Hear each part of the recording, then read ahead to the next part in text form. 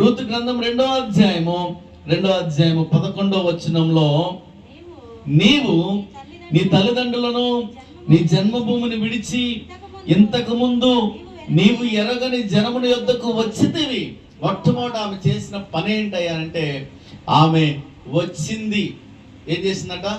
వచ్చింది. రావడానికంటే ముందు విడిచింది. రావడానికంటే ముందు విడిచింది. విడిచిపెట్టాల్సిన దానిని విడిచిపెట్టి రావలసిన ప్రదేశానికి ఆమె వచ్చింది. విడిచిపెట్టాల్సినటువంటి దానిని విడిచిపెట్టి రావలసినటువంటి స్థలానికి ఆమె రావడం వలన ఆమెను దేవుడు ఆస్వాదించడానికి ఒక ప్రణాళికను ఏర్పాటు చేసుకున్నాడు. ఒకసారి గట్టి స్తోత్రాలు చెప్దాం. పిల్లరా, మన జీవితాల్లో కూడా విడిచిపెట్టాల్సినటువంటి దానిని మనం విడిచిపెట్టినట్లయితే, విడిచిపెట్టాల్సినటువంటి దానిని మనం విడిచిపెట్టగలిగినట్లయితే దేవుడు మనల్ని ఆశీర్వదించడానికి ఇష్టపడుతుంటాడు.